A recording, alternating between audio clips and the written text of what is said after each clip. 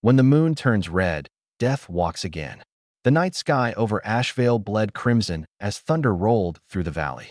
Lena Cross stood at her window, watching the eerie glow wash over the small Oregon town. Her late father's old chest sat open on the floor. Inside, a strange crimson wolf fawn glimmered under the moonlight. When she touched it, a pulse of heat shot through her hand. Outside, the wind howled like a wounded animal. The next morning, people whispered about missing pets, claw marks on fences, and strange howls echoing through the woods.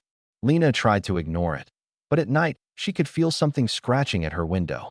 Her father's voice echoed in her dreams, warning her to stay away from the blood moon. But the pull was too strong.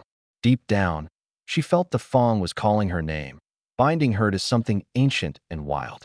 As the church bells tolled midnight, the shadows outside began to move, and a pair of glowing red eyes appeared in the darkness, staring straight at her. Ashvale would never sleep peacefully again. He's not hunting animals, he's hunting bloodlines. Sheriff Cole Maddox stared down at the mutilated body near the riverbank. The wounds were too deep, too deliberate. No animal could carve symbols into flesh. He lifted the victim's arm. Carved into it was the same strange pattern that appeared on the Crimson Fang Lena found. Across town, Lena sat in her room, trembling. She kept hearing her name whispered in a deep, growling voice. Lena. The air turned cold.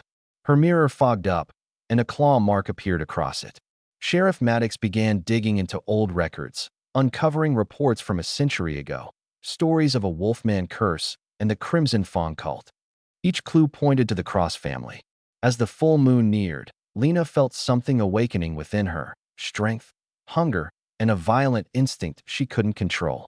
When she looked into the mirror again, her reflection smirked back with glowing red eyes.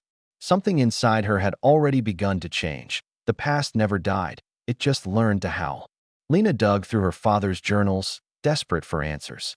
The pages told of a terrible night in 1892 when the townsfolk of Ashvale hunted a man named Silas Black, believed to be a monster.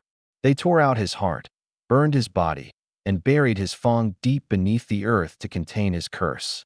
But Silas swore vengeance on their descendants. Lena's bloodline was first on the list. As she read, her pulse raced. The symbols on the fawn matched those burned into her family's graves. She realized her father had been hiding the truth, that their family had kept the fawn to keep the curse from spreading. But now it had awakened again. Outside, the howls grew louder. Lena ran to her father's grave, begging for answers. But the soil trembled beneath her hands. From the ground, a low, animalistic growl rose. The earth split, and a skeletal wolf's paw reached out. The curse of the Crimson Fang was no longer a story, it was alive. Every step deeper in the forest, the curse wakes stronger. Lena and Ethan followed an old map through Black Hollow Forest, the place her father warned never to enter. The deeper they went, the colder the air grew. Strange symbols glowed faintly on the trees, and they found stone altars stained with dried blood. The forest seemed to breathe. Whispers surrounded them, chanting in an unknown language. Ethan's flashlight flickered, revealing claw marks fresh on the bark. In the center of a clearing stood a massive stone covered in crimson moss, the heart of the curse. Lena placed the fawn upon it, and the ground quaked violently. Blood trickled from the stone, forming symbols around her feet.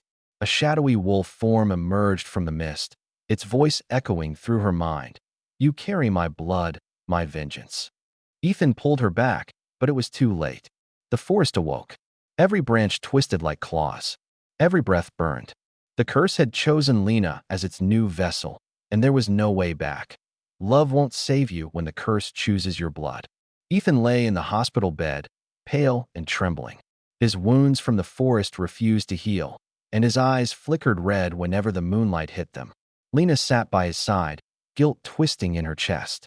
She knew the curse had spread through him, that every heartbeat drew him closer to the Crimson Fang's will. Sheriff Maddox urged her to leave town, but she couldn't. That night, Ethan disappeared. She found him standing in the woods, his voice lower, his movements animal-like. It's calling me, he said, and it's calling you too. Lena tried to stop him, but when their hands met, she felt the same burning energy that came from the fawn. They were both marked now. The blood moon was only days away, and she realized the curse wasn't meant to kill her. It was meant to unite her with the monster who started it all. Love and death had become one. Some hunters are worse than monsters. Marcus Hale arrived in Ashvale under the guise of a federal investigator, but his eyes carried centuries of knowledge. He tracked supernatural creatures, claiming to have killed the Crimson Fang once before. He found Lena and warned her that if the curse wasn't destroyed before the next blood moon, she'd become its queen. But Marcus wasn't what he seemed. Old photos revealed his face hadn't aged in over 100 years. He was one of the original hunters who betrayed Silas Black. When Lena confronted him, his calm expression turned cold. "I did what I had to," he said. "But the curse never forgets." As night fell, Marcus revealed a silver blade forged from Silas's bones. Only this can end it. But when he lifted it toward Lena, she saw fear in his eyes. Fear that killing her might awaken something far worse. To break the curse, she must become what she fears most. Lena found her father's hidden letter beneath the church floorboards. It revealed the truth. He had made a pact with Silas's spirit years ago to save her life when she was a child. The price was her soul under the next blood moon. Tears blurred her vision as she realized her father had known this day would come. Outside, the town burned. Ethan, now lost to the curse, led an army of shadow wolves toward Ashvale.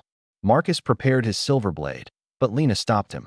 "If blood started this, blood will end it, mine." She walked into the forest, the Fang glowing around her neck. As she spoke Silas's name, the sky turned red, and his spirit appeared before her. He looked both monstrous and human. "You are me," he whispered. Lena took the Fang and pressed it into her heart. The forest roared. A flash of crimson light consumed everything. The curse ends tonight, in blood or in love. Under the final blood moon, Lena stood between Marcus's blade and Ethan's claws. Her body pulsed with Silas's power, half wolf, half human. The spirits of the Crimson Fang howled through her veins. Marcus tried to strike, but Ethan shielded her, sacrificing himself as the blade pierced his chest. Lena's scream echoed across Ashvale, shaking the heavens. She turned toward Silas's ghostly form and whispered, "End it." Her blood fell upon the soil, and the curse began to fade, burning away the shadows and turning the red moon white again. At dawn, only Lena's necklace remained. The Fang, now turned to stone. The town rebuilt, but some nights, when the wind howled through Black Hollow, people swore they saw two glowing eyes watching from the trees, not with hunger, but with love that refused to die. The curse had ended, but legends never truly sleep.